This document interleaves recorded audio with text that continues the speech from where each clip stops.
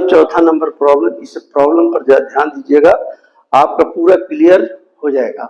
मैंने कभी परीक्षा में आया तो फट से आप बना सकते हैं, दिमाग लगाइएगा। जैसे in given figure calculate the force on unit positive charge place at A per unit positive charge place कीजिए। तो देखिए ये फिगर दिया हुआ है, ये 32 है, कूलम है, ये माइनस है, कूलम है, ये 16 है, माइनस है। यहां पर निकालने का रहा है, क्या कर रहा है, कैलकुलेट द फोर्स। थोड़ा दिमाग लगाइएगा, फोर्स निकालना है। क्या करेंगे, यूनिट पॉजिटिव चार्ज बैठाएंगे, ठीक है। कहता है calculate the force on unit positive charge place at the length of the set दिया हुआ है। लेंथ कितना है, स्क्वायर है 4 सेंटीमीटर, 4 सेंटीमीटर, 4 सेंटीमीटर और 4 सेंटीमीटर। अब यहाँ कूलम में दिया हुआ है, हम इस पर कैलकुलेट करते हैं। तो अभी हम आपको बतलाएं कि इस पर यूनिट पॉजिटिव चार्ज बैठाएं, ये निगेटिव है तो क्या हो गया, अट्रैक्शन, इधर घूम जाएगा, ठीक है। इसके इस पर निकालना, इसके चलते क्या जाएगा, देखिए इधर ये पॉजिटिव है, ये भी पॉजिटिव है, तो क्या होगा, रिपेल करेगा। तो रिपेल क्या, इधर कर दिया, ठीक है। एक को लिख दो F1, एक को लिखिए F2, दो हो गए चलते हो गया, इसके चलते हो गया। अब तीसरा कह रहा है ई क्या है, देखिए ई क्या है, ए भी प्लस है, तो ई प्लस है तो यहां से प्लस है, ठीक है। तो इसके चलते भी क्या होगा, रिपेल। तो रिपेल कहां जाएगा, आप बताइए, ई प्लस है, ई प्लस है, तो रिपेल ई भी इधर कर दिया। अब देखिए ई रिपेल कर दिया।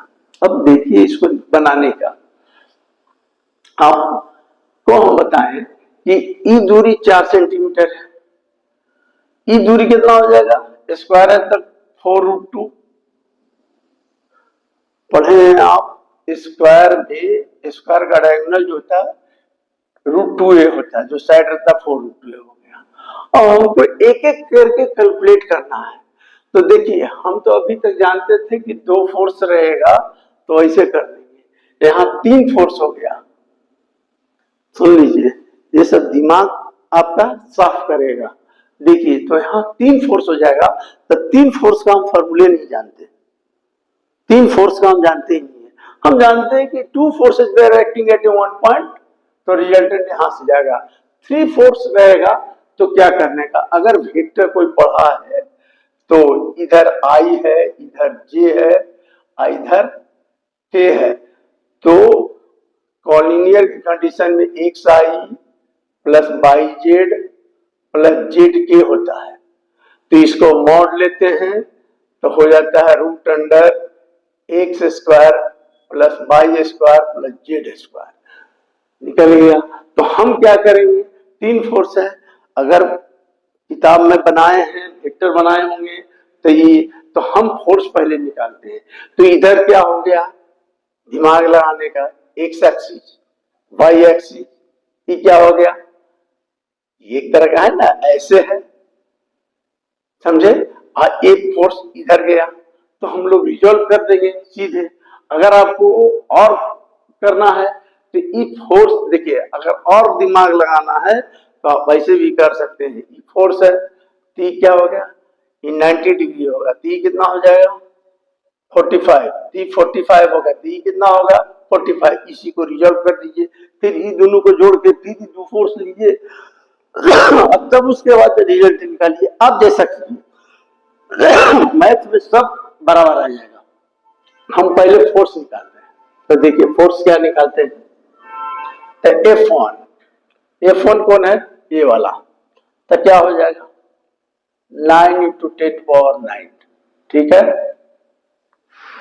9 × 10⁹। चार्ज 16 × 10⁻⁹। दूरी 16 ×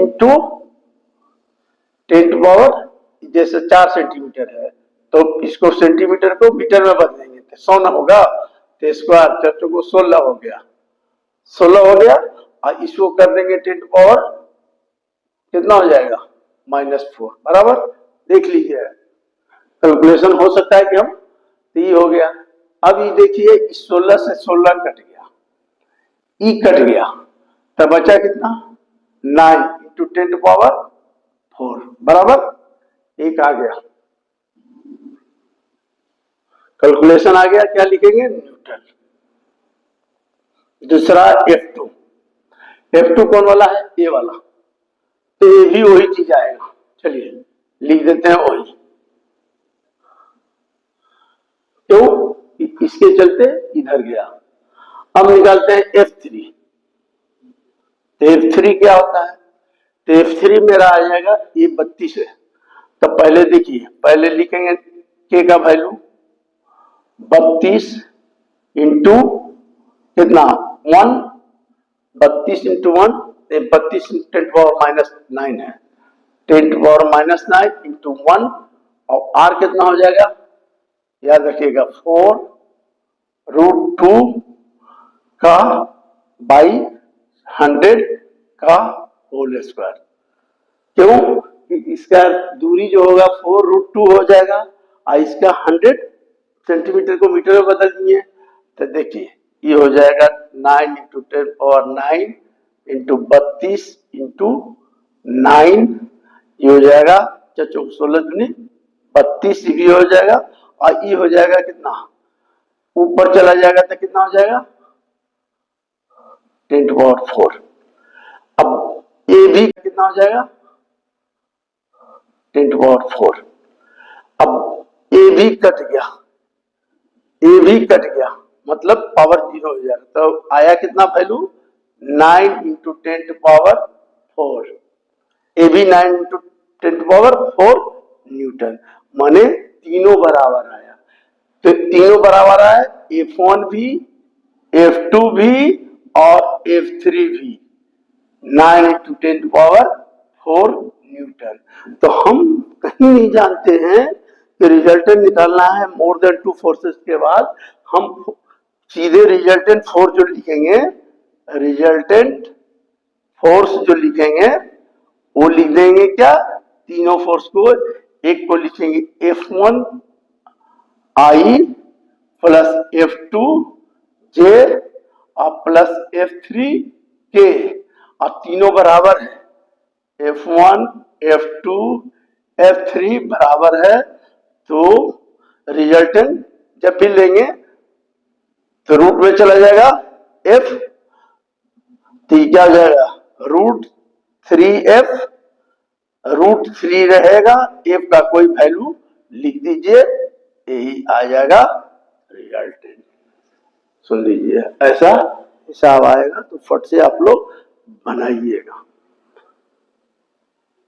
समझे। तो ई हो गया, ये सब आपको एसी वर्मा में ढेर सारा बनाया हुआ है, समझे। अगर यही फोर्स इधर रहता, ई फोर्स इधर कर देता, इधर कर, और एक फोर्स इधर रहता, आई इधर रहता, तो क्या करते, ये दोनों के बीच ये एक फोर्स इधर एक फोर्स इधर, तो रिजल्टेंट इधर, और इसमें भी ई वाला फोर्स जोड़ देते हैं, तो ऐसा भी प्रॉब्लम है उसमें। तो ई आप दिमाग में रखिएगा। और जहां मोर देन 3 फोर्स रहेगा तो देखिए वेक्टर, वेक्टर बहुत बढ़िया से आना चाहिए आदमी को। मैथ में वेक्टर और कैलकुलस नहीं आएगा तो फिजिक्स बहुत लोगों को समझ, प्रॉब्लम बताएगा समझ में नहीं आया तो फिर दिक्कत होगा। इसलिए ये सब छोटी छोटी बातों पर ध्यान जा दीजिए और थोड़ा मेहनत कीजिए। मैंने ऐसा नहीं है, बहुत लोग तो हिम्मतें नहीं जुटाता है प्रॉब्लम बनाने के लिए, तो आप लोग थोड़ा मेहनत कीजिए, प्रॉब्लम को टच कीजिए, इससे आपका जितना कंसेप्ट है क्लियर होगा। अभी देखिए आप ये वाला बताइए, आप देखिए अभी भी बता दिए। अब एक प्रॉब्लम, अभी प्रॉब्लम ही हम ढेर सारा बताएंगे, तब आपका दिमाग साफ होगा। अभी देखिए ये प्रॉब्लम है, तो ये तो आप लोग अपने बना देना चाहिए। 2 charges are place at the corner of equilateral triangle. देखिए इक्विलैटरल ट्रायंगल है, ठीक है, 2 चार्जेज है, कहीं भी बैठा दो 2 चार्जेज, माइनस क्या दिया हुआ है 10⁻⁹ कूलम। ये क्या दिया हुआ है 10⁻⁹ coulomb are placed at the corner of equilateral triangle ABC. तो एबीसी ए मान लीजिए, बी मान लीजिए, सी मान लीजिए, ठीक है। 5 सेंटीमीटर दिया हुआ है, 5 सेंटीमीटर, ए भी 5 सेंटीमीटर, ए भी 5 centimetre. What is the electric field at C? C पर निकालना है इलेक्ट्रिक फील्ड। देखिए फोर्स नहीं निकालना है, इलेक्ट्रिक फील्ड निकालना है। तो इलेक्ट्रिक फील्ड निकालने के लिए क्या करेंगे? यूनिट चार्ज बैठाएंगे। तो इसके चलते क्या होगा? देखिए एक क्या है, प्लस है, यूनिट चार्ज है, प्लस है, तो क्या होगा? रिपेल करेगा। तो इसका डायरेक्शन इधर। इलेक्ट्रिक फील्ड निकालना है, बोल रहा है electric field. What is electric field? तो E1 लिख दीजिएगा, ठीक है। इसके चलते क्या होगा? तो देखिए एक क्या है, निगेटिव है, ये देखिए निगेटिव चार्ज है, तो निगेटिव है पॉजिटिव है, तो क्या होगा? अट्रैक्शन। तो ई इधर आ जाएगा, ई समझने का। तो ये हो गया। अब यहाँ पर E1 हो गया और यहाँ पर E2 हो गया। अभी इस पॉइंट पर दो इलेक्ट्रिक फील्ड हुआ, तो इसका रिजल्टेंट कहां से जाएगा? इधर से। रिजल्टेंट यही निकालना है। अब इसमें रिजल्टेंट पहले E1 निकालेंगे, तो देखिए रिजल्टेंट कैसे निकलेगा? तो थोड़ा सा दिमाग लगाइएगा, नहीं दिमाग लगाइएगा तो नहीं। फट से दिमाग में लगाने का इक्विलैटरल ट्रायंगल। इक्विलैटरल ट्रायंगल में तीनों साइड इक्वल होता है, एंगल कितना होता है? 60 डिग्री, 60 डिग्री, 60 डिग्री। इस 60 डिग्री तो क्या होगा? इस 60 डिग्री, इस 60 डिग्री तो पैरेलल है, तो क्या होगा? 60 डिग्री। यानी दो फोर्स के बीच एंगल कितना हो जाएगा? Theta equal to 60 + 60 120 degree. क्योंकि हम जो फॉर्मूला जानते हैं, माने एंगल बिटवीन टू फोर्सेज या टू इलेक्ट्रिक फील्ड, तो क्या होता है? E स्क्वायर बराबर होता है E1 square plus E2 square plus 2E1 E2 cos theta, theta 120 degree. कोई बच्चा ऐसे किया, इस फोर्स को इधर रिजॉल्व कर दिया, E1 equal to E1 cos 60 degree और E2 cos 60 डिग्री, वैसे भी बनाएगा तो उसको आ जाएगा। लेकिन कंसेप्ट एकदम फिजिक्स में क्लियर होना चाहिए, हिसाब नहीं बने चलेगा। देखिए अगर हमको भी क्वेश्चन नहीं समझ में आया तो हमसे नहीं बनेगा, समझ गए? क्वेश्चन समझ में आना चाहिए, इसलिए कंसेप्ट आदमी को जबरदस्त होना चाहिए। कंसेप्ट नहीं है, झूलते रहो, कुछ नहीं कर पाओगे। जैसे ये है तो हम इसको रिजॉल्व कर दें, E1 cos theta E2 cos theta equal to E, खत्म बात, हो गया। इलेक्ट्रिक फील्ड हम डायरेक्ट निकाल दे सकते हैं, समझे? नहीं तो कहिएगा तो अभी डायरेक्ट निकाल देंगे। अब E1 निकालना है, तो देखिए E1 निकालना है पहले। तो E1 बराबर क्या होता है? हम पहले बोले E K का वैल्यू हो गया, E चार्ज कितना है? 10⁻⁹। इसका चार्ज क्या है? 1, दूरी क्या है? 5, तो 5 बाई क्या करेंगे? 100 का स्क्वायर। सेंटीमीटर था, मीटर में बदल दीजिए। E K का वैल्यू हो गया, E चार्ज कितना है? 10⁻⁹। इसका चार्ज क्या है? 1, दूरी क्या है? 5, तो 5 बाई क्या करेंगे? 100 का स्क्वायर। सेंटीमीटर था, मीटर में बदल दीजिए। ये कितना हो जाएगा? खत्म हो गया। ये कितना हो गया? 9। ये कितना हो गया? 25। ये कितना हो गया? 10⁻⁴। ठीक है, इतना आ गया। कहीं पर गलती नहीं ना हुआ है? नहीं, ठीक है। E1 निकल गया, E2 निकल गया, E2 निकलिए। तो E2 क्या है? वो नहीं आएगा, ये भी लगता है। ये कितना है? 9 × 10⁻⁹। ये कितना है? उतना ही है, 10⁻⁹ 1। ये भी दूरी उतना ही रहेगा, 5/100 का स्क्वायर। यानी दोनों वैल्यू बराबर आएगा, तो दोनों वैल्यू बराबर हो गया, E1 और E2 बराबर हो गया।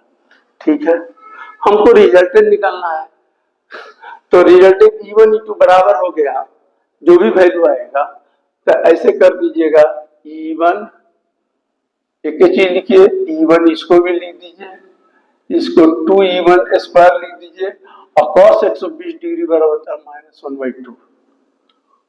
cos 120 डिग्री का वैल्यू इतना होता है, कट गया तो क्या हो जाएगा E1 square plus E1 square, आई क्या माइनस E1 स्क्वायर, ई भी कैंसिल, तो E स्क्वायर बराबर क्या हो गया E1, ई बराबर क्या होगा रूट अंडर E1 इन E1 का वैल्यू जो आएगा वो हो गया कैलकुलेट। तो ये सब प्रॉब्लम आपको करना है, समझे? ये सब आप समझ में आया कि नहीं? तो इस ऐसे ऐसे अभी हम अभी तो हम कुछ नहीं बताए हैं। देखिए आपको थोड़ा सा याद दिलाते हैं कि आपको याद है कि नहीं। देखिए अब देखिए थोड़ा सा,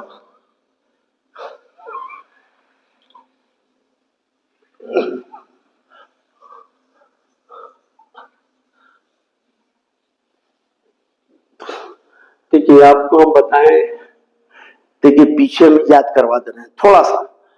देखिए आपको हम बताएं कि देखिए इलेक्ट्रिक फील्ड बराबर का होता है force per unit charge. Electric field calculate करना है किसी पॉइंट पर तो उसका फॉर्मूला ये होता है 1/4πε0। पोटेंशियल कैलकुलेट करना है तो किसी पॉइंट पर तो ये हो जाएगा Q/4R। ठीक है, पोटेंशियल इलेक्ट्रिक फील्ड हम बताए हैं relation between the electric field and potential, तो इसको बोलते हैं dV/dr। इसको लोग बोलता है पोटेंशियल ग्रेडियंट। पोटेंशियल ग्रेडियंट क्या होता है? तो पोटेंशियल ग्रेडियंट होता है rate of change of potential with respect to distance. इसको ऐसे भी कहीं भी लिखा है Ex, इस पर हिसाब बनता है तो dV/dx कर देगा, Ey तो dV/dy कर देगा, dz तो dV/dz होगा पोटेंशियल निकालने के लिए। अच्छा पोटेंशियल दो पॉइंट पर रहेगा तो Q1 Q2/4πε0 होता है R, ये होता है पोटेंशियल। क्या है? तो पोटेंशियल इलेक्ट्रिकल कंडीशन होता है, इलेक्ट्रिकल कंडीशन होता है। कोई पूछेगा पोटेंशियल डिफरेंस किसका कहते हैं, तो it is amount of work done होता है।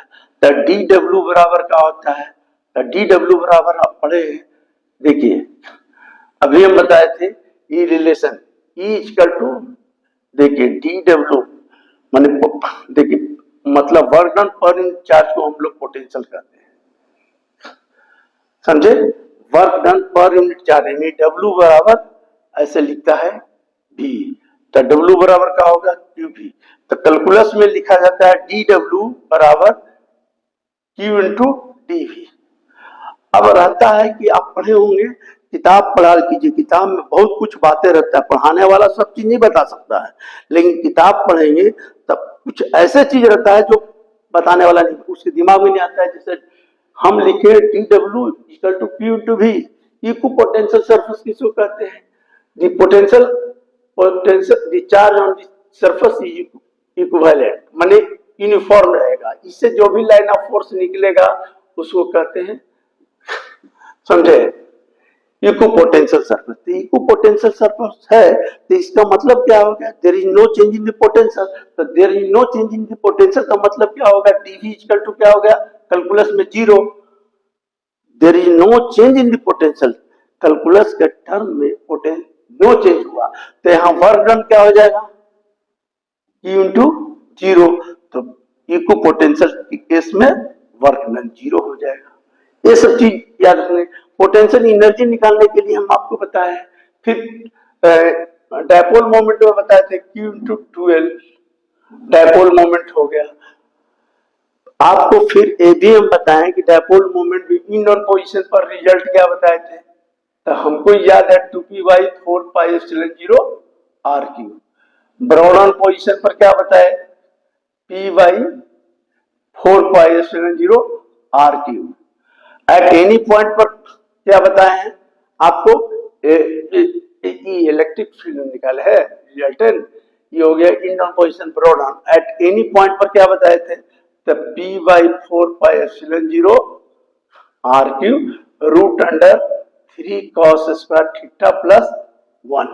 तो ये आप लोग याद कर लीजिए, अगर आप लोग नहीं याद कीजिएगा तो कुछ नहीं होगा। जैसे इन दोनों हो गया, ब्रॉडन हो गया, अब इससे कैलकुलेट कर सकते। अभी हम बताए थे कि work done during the rotating dipole, तो work done during rotating dipole में हम बताए थे आपको, हमको याद है पी क्या होता है, साइन नहीं, पी क्या होता है, साइन नहीं, P cos theta 1 minus cos theta 2 ऐसा होता है।